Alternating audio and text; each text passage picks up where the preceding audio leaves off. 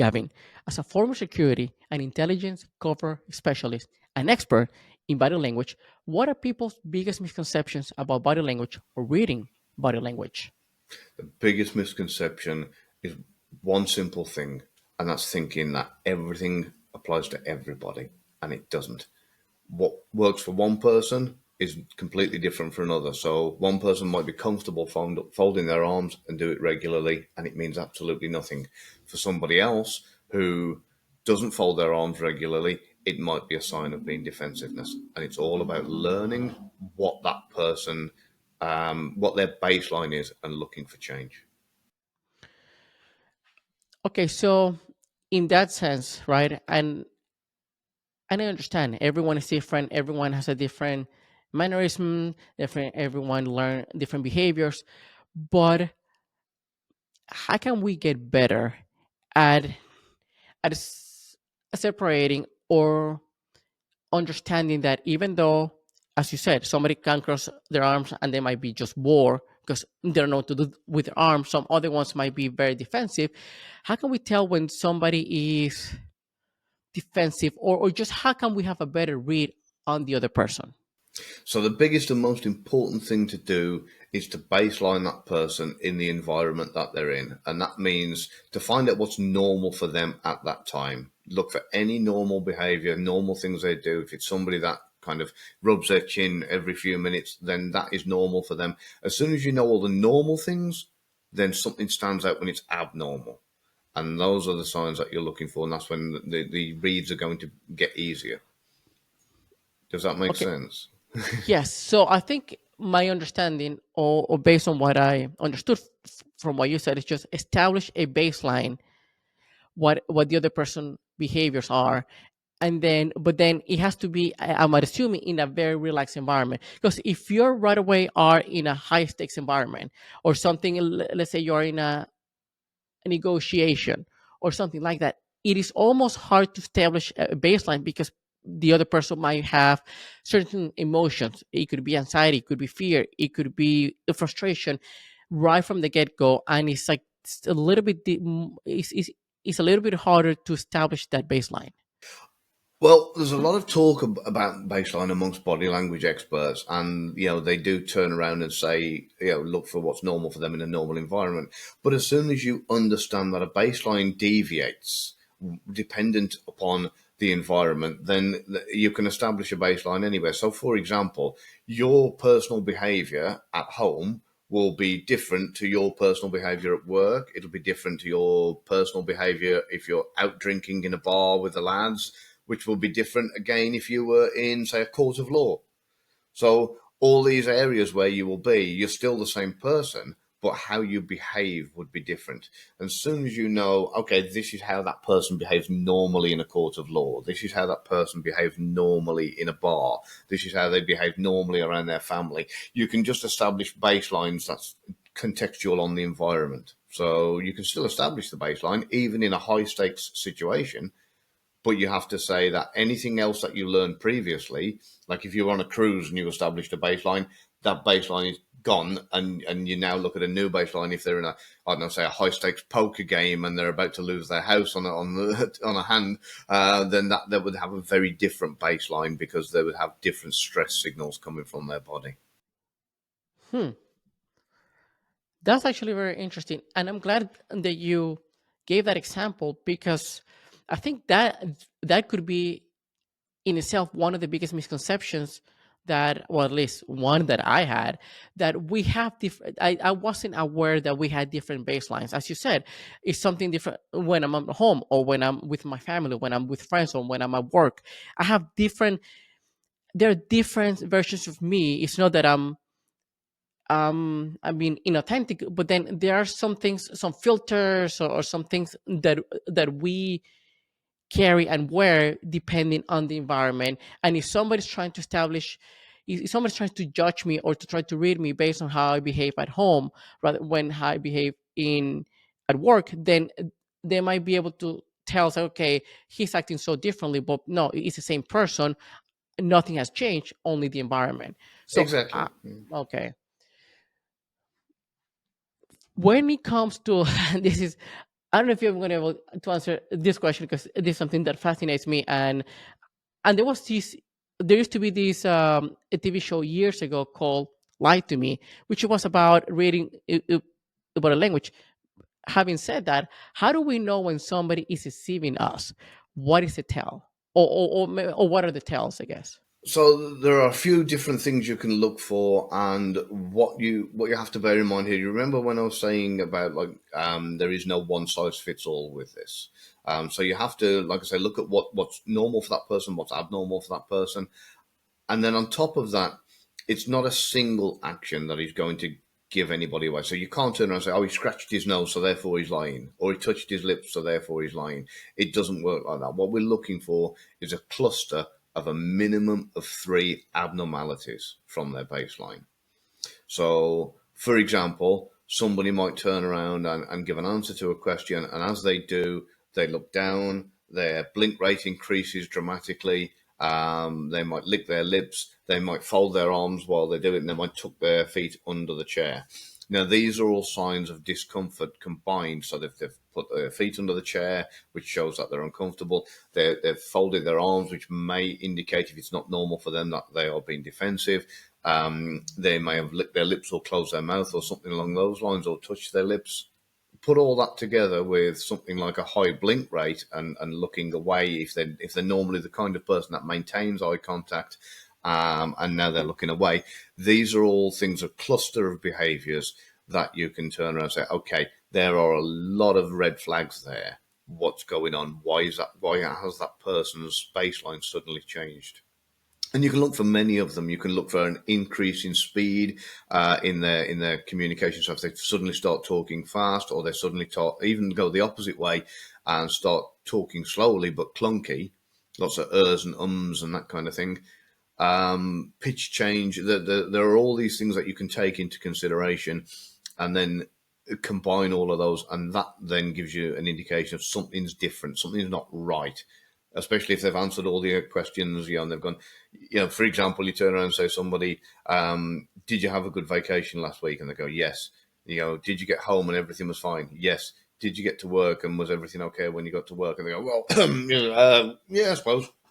Then all of a sudden you go, "Hang on, what was all that about?" What was it? So it allows you to like look at the movements, listen to the actions, listen to the words, and then say, right, that needs to be explored. There was something there that wasn't quite right, and I want to go further and investigate that. What you said was very interesting because of all the insights about the different things that we do when we are uncomfortable, when we're not in a position that it could be, once again, it could be out of fear, it could be out of anxiety, we could be out of frustration, it could be even trying to deceive the other person. And I think that deconstructing and translating those very subtle behaviors or very subtle body language that the other person has gives us a lot of information. But I do believe that we tend to, I don't know if we tend to ignore what the other person is doing, or we basically misread the other person in a sense that we think, oh, that person, as you said, was scratching their nose. But what if I'm just ashamed or something, and then the other person feels I'm lying to them just because? Or if I'm just looking straight into your eyes, trying to convince you about something, you might believe I'm telling the truth, but in reality, I'm just trying to lie to you. So is there any, once you have detect certain pattern, is there a way that we can tell when somebody's intentions are not in sync with what they're saying? Yeah, so look for literally, when you say in sync there, that's the perfect word. Look for actions that don't marry up with the words that are being said.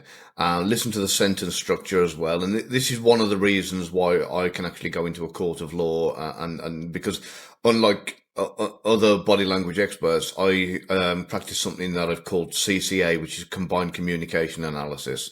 So this is looking at statement analysis, psychology, body language, and all these disciplines and more put together to be able to analyze a person.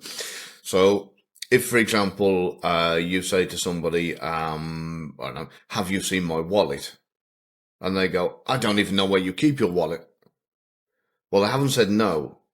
They haven't said, I've taken your wallet or I haven't taken your wallet. What they've done is they've deflected the actual question. And then you're looking for the behaviors if they throw their hands up, and this doesn't really marry up with the kind of normal actions for them. So it's as much about the words that they're saying as what it is the way they're saying it, and look for, does the reaction kind of is it reflected upon the question? So if I ask you like a really insignificant question, like hey, have you seen my bag? Put my bag somewhere, and all of a sudden you go, what the hell are you on about? Why have I seen? Why haven't? And all of a sudden I go, whoa, where did that come from? That in itself is a massive red flag if somebody kind of flips out and starts going crazy over what really isn't a massive question. There are other things you can look for. Words like absolutely is one that for me catches my attention every single time, or absolutely not. And what you do is you think if somebody answered that question. So hypothetically, if I turn around and said, did you kill the man last night that came into your house? And somebody said, absolutely not. Then you think, okay, if I were to lower the severity and say, would you, that same response was given to me if I asked him if he wanted a coffee, would it seem normal? So I say, would you want a coffee? And someone said, absolutely not. Then you think, well, okay, all you had to do was say no, dude. So you look at the kind of the response and say, is this actually the right kind of response that I'm expecting for the question I'm asking? If you ask somebody if they killed somebody, you're listening for the word no, not absolutely not. You know what? That is interesting and fascinating because I never thought about it. But to me, I think so. Here's what I thought based on that example. If you're asking someone about something very, very serious, like did you kill that person, I right away, even if I'm innocent, I'm gonna get nervous for whatever reason. It's almost like when the cops pull you over and you know that you have everything, all your papers, in writing, check, you have your driver's license, your insurance, all of that, and then you feel that kind of anxiety or fear, or you're nervous, and then you start saying things that you don't even need to say just because of that moment. So I wonder now, obviously those are extreme cases, but I wonder if there is some nuances in that sense when you ask somebody a question that can have deep and impactful implications in the future, but based on their answer, and because of that is a high stake question, the person starts answering in a way that is not normal, only because they're nervous and scared or afraid, even if they're innocent, rather than they're guilty. Yeah, it can happen, so you do have to try. I mean, if I was interviewing that person, one of the most important things, and you've probably heard police officers say this in the past, if you've been interviewed or watched interviews, and they will try and calm the person down that they're interviewing. They'll say, look, just relax. We just want to get to the truth. And they will, they'll kind of take the time to put that person at ease, because at the end of the day, the most important thing, if they are really, really nervous, then it's harder for people like me to pick up body language signs that are showing deception, because it's coming across in their nervousness. So it's important to get them as calm as possible first, because if you've calmed them down and they're in a nice relaxed state and they're telling the events as they happened, then all of a sudden they get to one particular part and all the nervous signs and all the red flags start showing up out of nowhere. Then you can turn around and say, this bit's different. We need to pay a bit of extra attention here. If they're nervous from the beginning and their vitals are up and down all over the place and very kind of erratic, then it makes it a lot harder to detect any change. So in the side, it'd be different if a police officer pulled you over at the side of the road and asked you questions, then, because it's not an official interview, so they just want to know if everything's okay and so on and so forth. But in an interview instance, this is where the priority is to make the person feel as relaxed as possible whilst interviewing them. Yes, it's funny because I've imagined myself in that scenario of like, okay, if by any chance I get interview or question for something that I didn't commit, or something that I did commit, to me, I would again, I don't know how I would be in that particular position on an emotional level, on a nervous system level. But I start playing scenarios in my head, trying to be so self-conscious, trying to okay, how can I give the impression that I'm being honest, or what I can, and then I would get in my head and trying to say, okay, based on what I've seen on TV, or based on what I've seen on YouTube, or based on the things I've read on books. So okay, maybe if I don't touch anything, or maybe if I recall like an event perfectly. So it's interesting how even in those scenarios, I think whether you did it or not, you're thinking about how do I convince this other person that I didn't do it. And and and and if you have misconceptions about body language, if you don't know exactly, if you have a false belief on some theories around body language and what that can show to the other person, then you might be even incriminating yourself, thinking that you're doing the opposite. Yeah. So what you need to do in scenarios like this is basically, to relax yourself as much as possible. It's important that you don't start overthinking about kind of, oh, if I do this, does it make me look more nervous? And that will only make you look more nervous, and in turn it will end up spiraling out of control. So the advantage you've got if you're telling the truth is quite simple. You've got the truth on your side. Now, people who are telling lies, they need to convince you because they don't have the truth on their side. So they will generally tend to overtell a story. So, a police officer, for example, might turn around and say, "Where were you last night at 6 o'clock?" And instead of turning around and saying, "I was at home," they'll turn around and say, "I was at home and I was on the internet, and you can ask my mum because she called, and you can ask my brother because he popped round, and you can ask the milkman because," and all of a sudden you get this, over the top, I'm trying to convince you I was really here, rather than just turning around and saying, "I was at home." And then if the police officer says, "Okay, do you have anyone who can corroborate that?" You say, "Yeah, no problem. My brother called by, my mom rang." And so if you've got the truth on your side, there's nothing to worry about. Just keep yourself relaxed and rely on the fact that you've got that one advantage that anybody telling a lie doesn't have. Since we're since we're in the topic still of body language, right? What does your body language reveal about you, and are we aware of this? Meaning that we might read other people's body language, we might try to identify how they feel or what they're thinking, but we rarely pay attention to our own body language and what we can transmit to other people. Whether are we transmitting low energy, are we transmitting confidence, are we transmitting fear? So how one what does our body language reveal about ourselves, and two, are we even aware of this? Most people aren't, and it's a shame for people who, maybe they're walking around the city late at night and they see people in the distance. It makes them nervous, so automatically they start maybe pulling their coat in or putting their shoulders up a little bit, and you can see like a rigidity within their walk that all of a sudden changes their composure entirely. And unfortunately, what happens is criminals, they're very attuned to that. They can nudge each other and go, "He looks like a victim."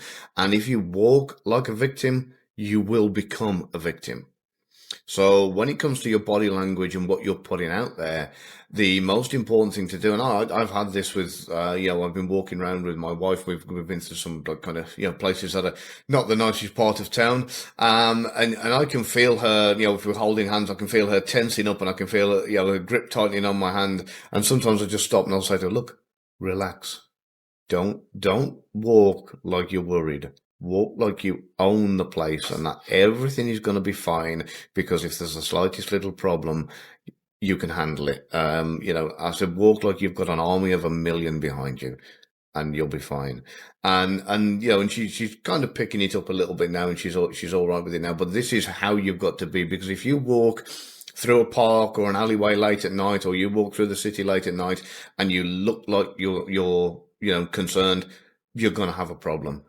But if you walk with all the confidence of, like I say, an army of 1 million behind you, it stands a chance that you're actually going to be left alone. Based on your knowledge in psychology, how can we control this automatic response? Because I think that it's true, as you said, the moment that we start feel a threat, we just get tense, and then even without us wanting to, we're giving signals that, hey, we are afraid of being a victim. Or even if you're in a negotiation table and then you are afraid that the other person is going to break the deal, or in any scenarios, if the person sense any signs of quote unquote weakness, which is no weakness, but something that you're not as confident as you should be. But that is many times something that we cannot control in the moment unless we get good at it. How can we get better at not having that automatic response and then just calm our nervous system and still act and have a confident body language without giving signs to other people that we are nervous or we are afraid?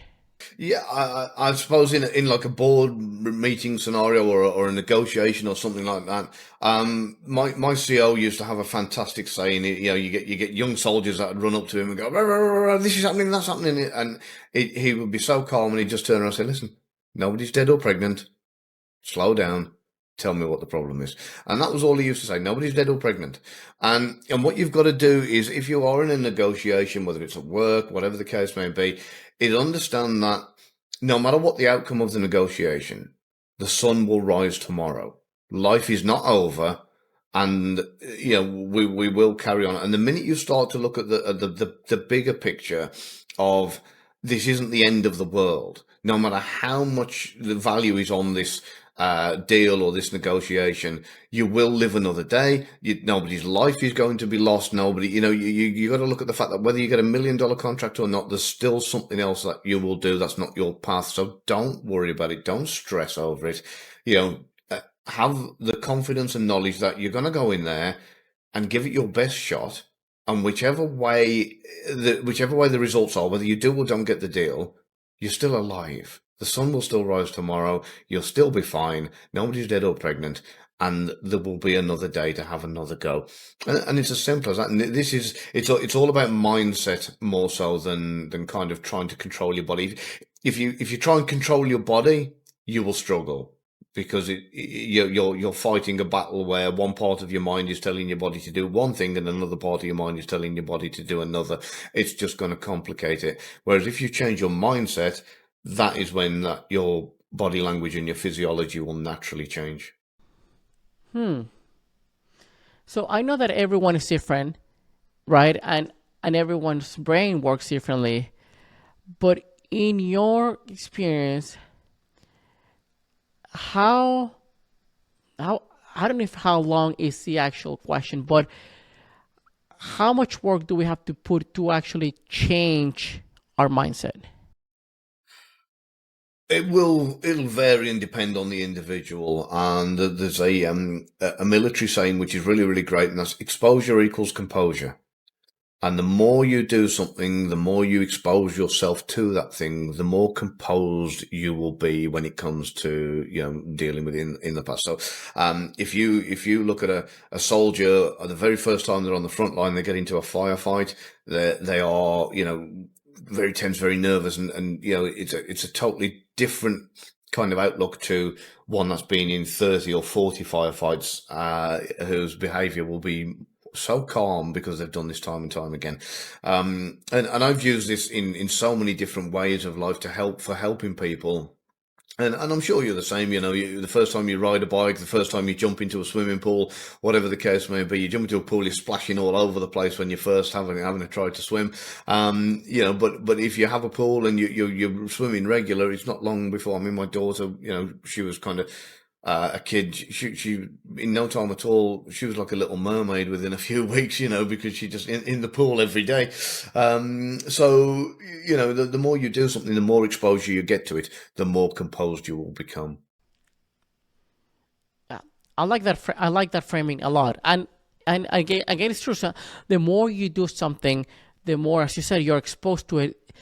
The more you're telling your brain that you're capable of doing those things, and the more confident you get. So, as somebody who has worked at the highest level of security and intelligence, right? What are the most important things that you have learned about human behavior? Wow. That's a loaded question. I like your question. Yeah, I suppose. Well, what I've learned that's been of most value to me is that most people are actually quite predictable, and you can usually influence somebody quite easily if you use just the basic levels of mind control without getting too deep into the whole subject of mind control. It doesn't take much to be able to either convince somebody of one thing or another. I think it's nearly 70% of Americans can be convinced within an hour to commit murder.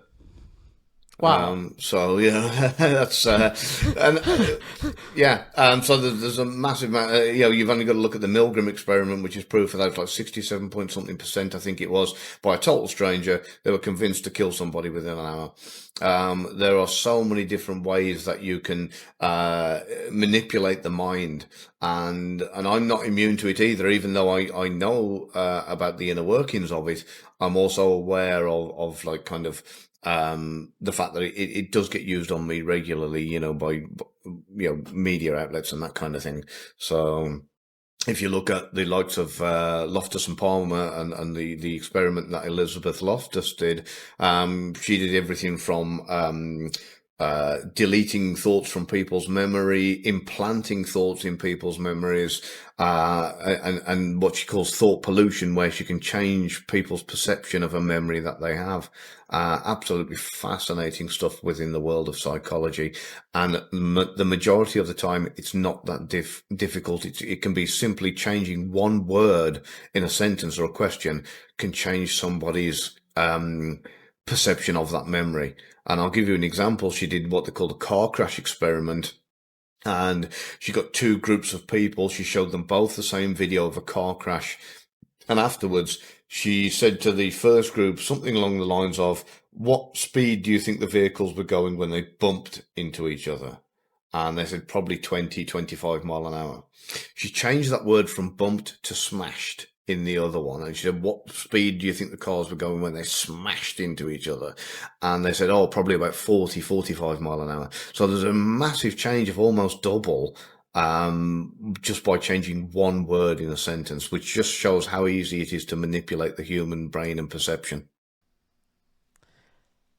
Wow. I mean, that is kind of scary to even think about, because that means that we cannot even trust our own minds, or we cannot even trust our own memories, because those could have been. And by the way, I know that our minds are tricky. I know that our minds are not the most reliable narrator. We know that. We experience an event, and then the way that we tell ourselves how that event happened is probably different from what actually we experience. It's just how our brain works. But somebody else having the power of erasing some thoughts or memory, planting new thoughts or memories that are not ours, and making us believe that those are ours, I mean, that's just fascinating, absolutely fascinating. But at the same time, it's scary, because now you start questioning yourself a lot. It's like, okay, are these thoughts really mine? Or are they people trying to, which I think that's what a lot of marketeers trying to do, influence you with trying to make you desire something that you never thought about. And that is on a very high level type of thing. It's like, okay, that's the one of the mildest scenarios, that somebody trying to sell you something. But on a deeper or more serious level, as you said, within an hour, almost 70% of Americans were convinced that they could go ahead and just kill somebody, which is like extremely bizarre. But that reminds me a little bit of when I was reading about your background, it seems to me that one of the main components of your job was getting people to like you, to trust you, right? And to eventually give you something like information, for instance. I guess what I'm trying to understand is how to get someone to do what you want them to do. It seems to me that you need to understand their ideology and being able to see the world with their lens. So kind of like to truly understand how they operate and what makes them tick. What's the framework or techniques, right, that you use to persuade the other person? So there's different approaches on this dependent upon how much time you have. So, for example, there was an operation in London with a Russian diplomat going back a few years, and a similar kind of thing has been done several times. So as an intelligence officer, one of the first things you have to do is establish a pattern of life, a POL, for the target. So this is, they might go to, do their shopping on a Sunday. They go to work Monday to Friday, but 8 o'clock after work on the evening, they go to a chess night or whatever the case may be. And this particular Russian diplomat, he used to walk his dog every morning. Before he used to go to the embassy, it was about 7:30 in the morning, he'd walk his dog around the park. And that would be him before he got to work to do his little thing. What we did is this is when you will build up a familiarity. So we've got an operative. I'm not going to say who it is, but you might be talking to him. They got an operative, and what that operative had to do was walk his dog in the opposite direction. And then all I do bit by bit is every morning it builds familiarity with the fact that, oh, there's that guy again walking his dog again. And after I've done that for 5 or 6 days, maybe a week, he's got used to seeing me. Then what happens is I can ramp that up to eye contact. That eye contact eventually becomes a smile. That smile eventually becomes maybe a wave or a good morning. And that good morning becomes a conversation. That conversation becomes a friendship. The friendship then, and it just kind of builds very, very gradually. And what's happened is you've built on the ground of familiarity. So rather than kind of, bumping into a stranger and asking them a load of questions, that will automatically get people's guard up. They'll look kind of, who's this stranger? Why does he keep asking me stuff? You've built this familiarity, and brands, some of the biggest brands in the world, know the power of familiarity. This is why the likes of Coca-Cola are bombarding you with adverts constantly. The likes of McDonald's and all the others, these big brands, they're constantly bombarding you because they don't need to advertise. It's not like there's a shortage of Coke being sold or a shortage of Big Macs being sold. It's that constant familiarity that they're keeping themselves in your head. And once you know that, you relate to that product and you choose it over everything else because of the familiarity you have with that product. So if you go to a different country, for example, and you're shopping, you will tend to buy the same brands in that other country or the equivalent. So you go to the supermarket, there might be, 100 different types of packets of chips down the aisle, but you'll look for the one that either is Lay's or look like Lay's because it looks familiar to you. So you go, oh yeah, I'll pick that one. All the others might be 10 times better, but the familiarity makes you go, yeah, let's grab one of them. You'll look around and you might see the products all in a different language completely, but you recognize the packaging for something that you see as being familiar, so you pick that one. So familiarity has a massive strength. So therefore, you can build your relationship on that familiarity, and it doesn't throw anybody. It doesn't make anybody panic and think, this guy's approached me. Is he after information? It seems so natural and organic that it doesn't result in anybody ringing any alarm bells straight away. So what I could understand is like, you don't want to set off any alarms from the other person. You just don't want their defenses to come up or even being on high alert, because I guess you just want to ease into them. Exactly. And once you gain familiarity, once you establish that rapport, that friendship, that connection, how do you, I guess, what techniques can you use to, one, understand how the other person sees the world and how you can use that information to eventually influence that person? And this could be even with couples or friends. If you want someone to do something for you, or if you want to persuade somebody to to have a similar opinion or similar belief than you. I mean, like yours. How can we navigate those waters with the other person?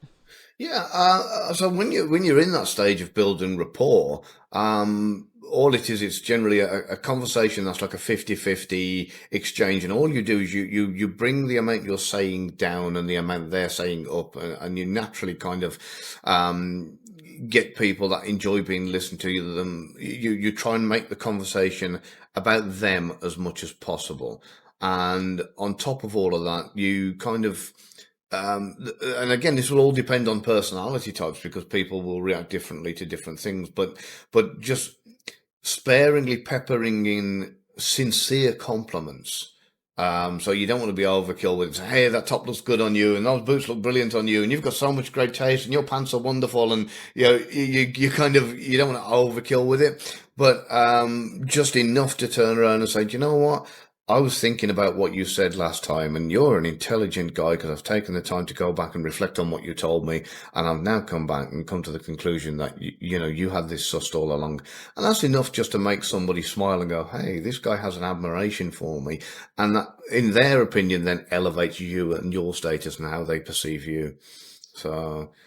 But it must be sincere. It's no good just kind of trying to butter people up and be a brown nose. You do have to, kind of mean what you say. And there are always traits on anybody in the world to be able to compliment them on. You said something very fascinating and something that I've been thinking about for a while.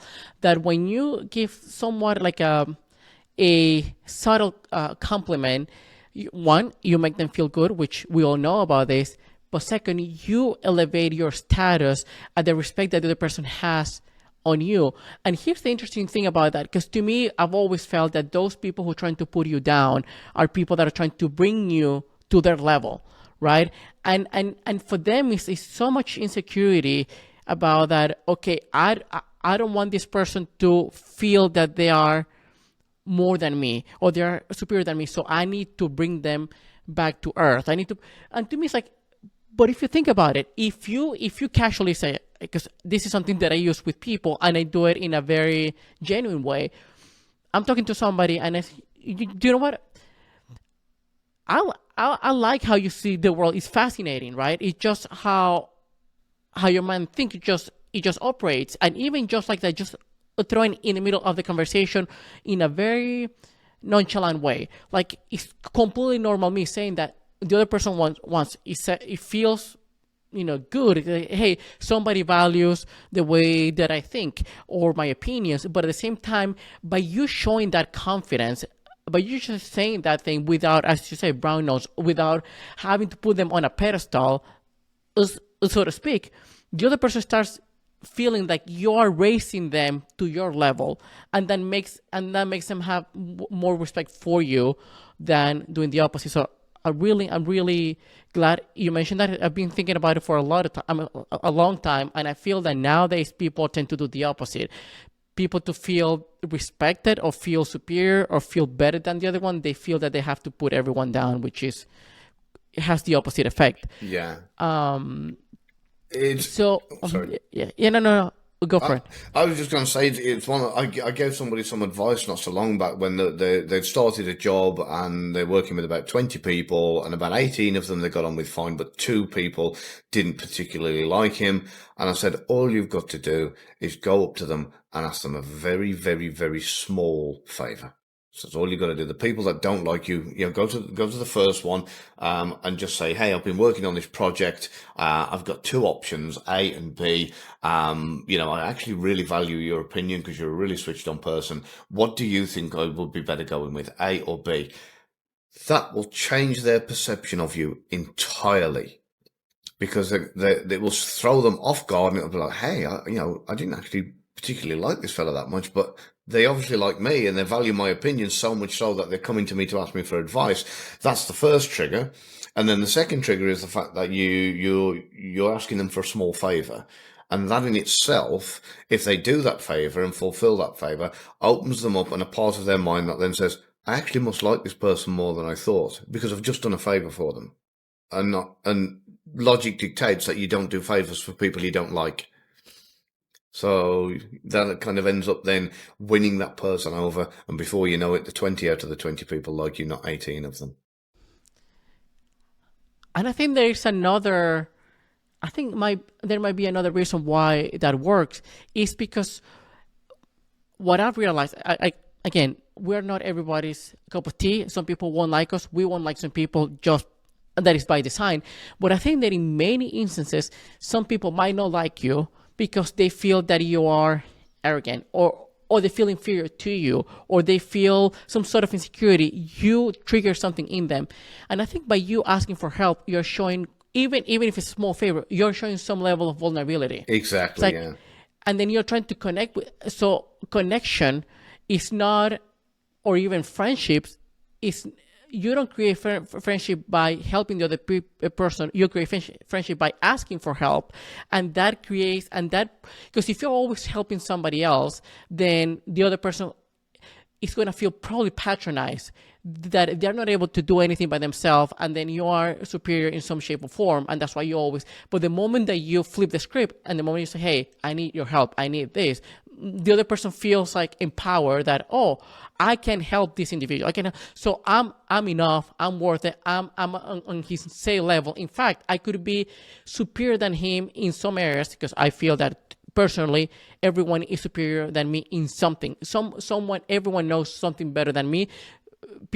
Everyone has a different skill set than me that I can learn from. But having that vulnerability, I think, helps break that barrier and makes it, as you said, people like you to some extent. Yeah, and of course, as humans inherently, we think we want perfection, and we actually despise perfection.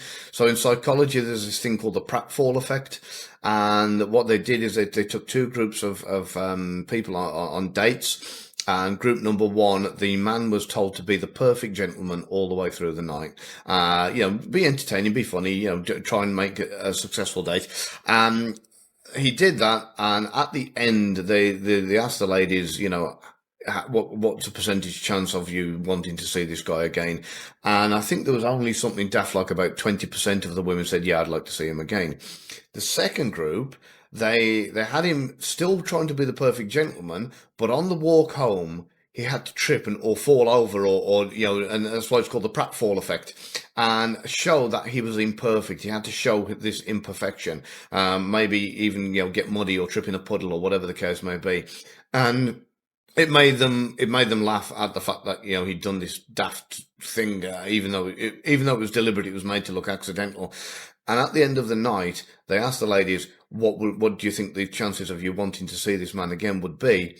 And it went up to 92%. And everything else was identical. The restaurants, the setting, the drink, everything else was absolutely identical. It was just that one difference. And that was showing an imperfection, a vulnerability, and just the fact that they are human and not perfect. And it increased that person's chances dramatically of a second date.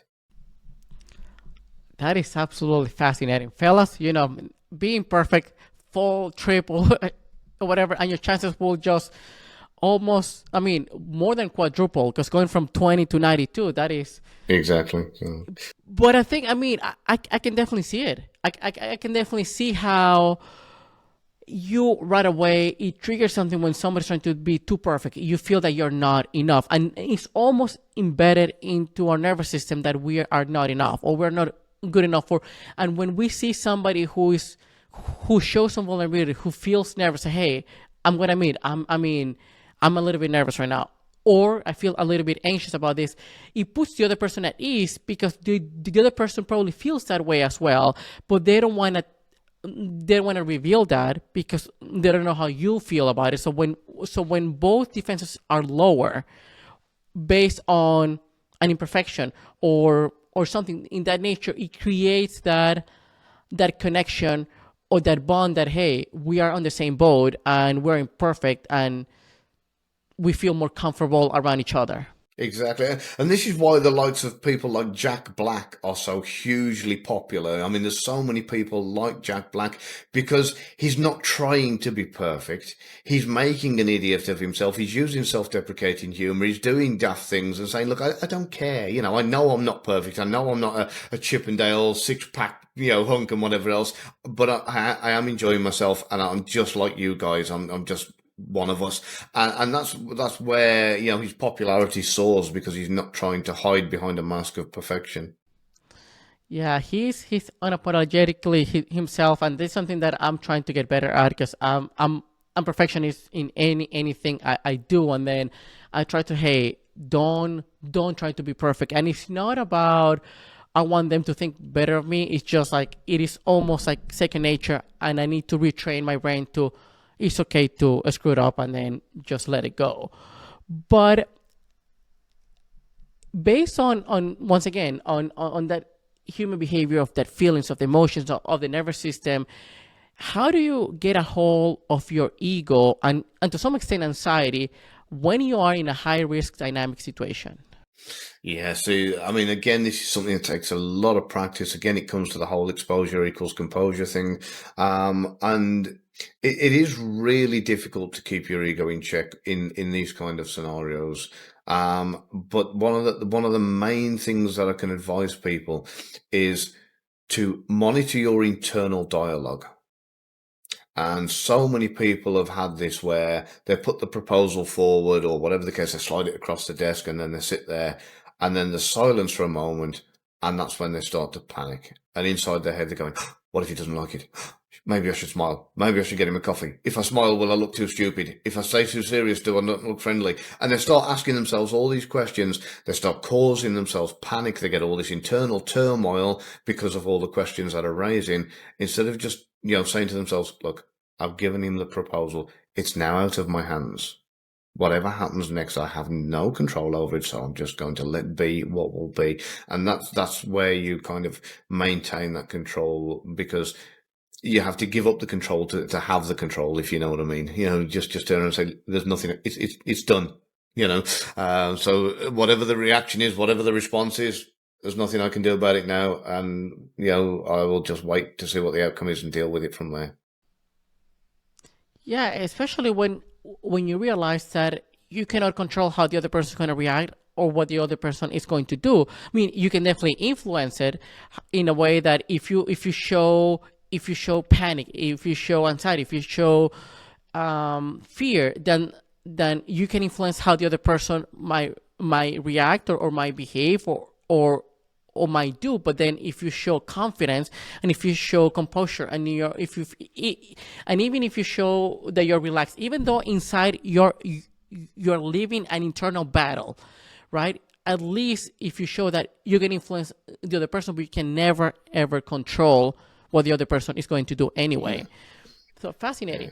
And we've had scenarios like this in the past in board meetings where, I've tried to help people by saying, look, there are ways you can mitigate the outcome. So hypothetically, you've got the guy sitting off opposite you, and his favorite coffee, and you've got it made up, and you put it all on a tray, and you slide it across the table in a particular way, directly to him and say, your favorite coffee. Puts a smile on his face. He has his favorite coffee. He's happy, right? Then maybe afterwards, you've been going for a while, and maybe you've got donuts or maybe you've got cookies. So again, exactly the same action. They're on the table in front of you. You slide them across, and again, you've got this whole thing where he's seeing these cookies or these donuts, and they're his favorite type. He eats them and whatever else. Then when it comes to sliding the contract across, you do exactly the same thing. And what you've got the power of association. So you've slid the coffee across. It's his favorite, good feeling.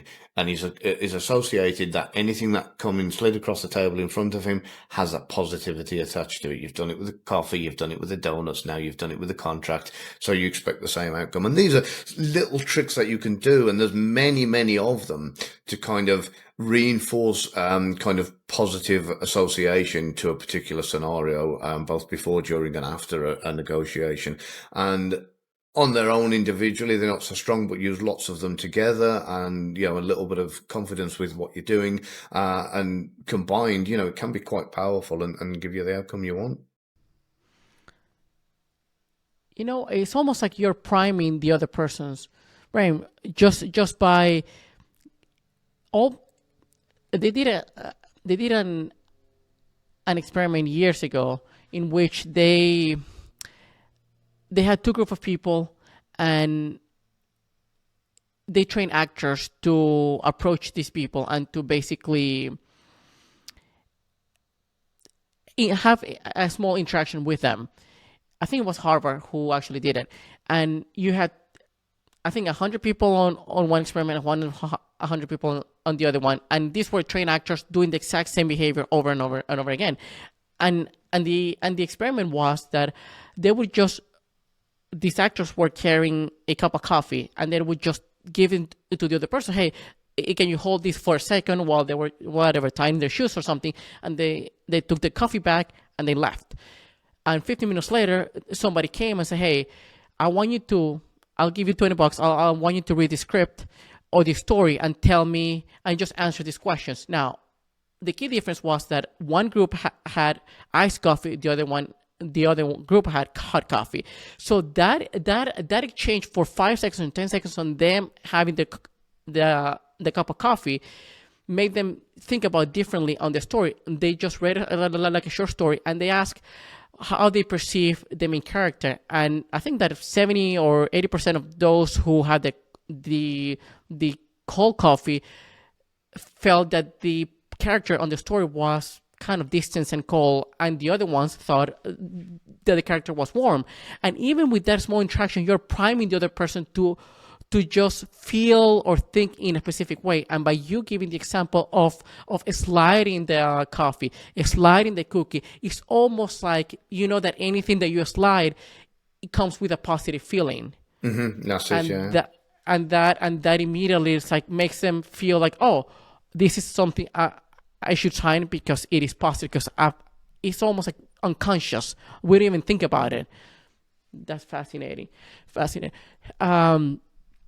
I mean, there's a couple more questions Yeah, no I would problem. love to ask you, but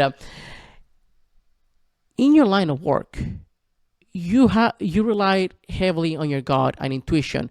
However, I feel that society has lost the ability to tap into and listen to the intuition. Maybe perhaps because you are in such a distracted world. What can we do to train ourselves to become more in touch with our intuition and learn to listen to it and decipher the message? Less screen time. And it's as simple as that. Less screen time. Telly, laptops, phones, tablets, just, I'm not saying stop them completely. I'd be an idiot if I did. And there are lots you can learn from, the likes of YouTube or online courses or on your phone or audio books or whatever the case may be that you utilize it for. But if you just find yourself scrolling mindlessly for hours through TikTok videos, Insta Reels, Facebook news feeds, or whatever else, it's causing huge amounts of harm. And I can't stress this enough.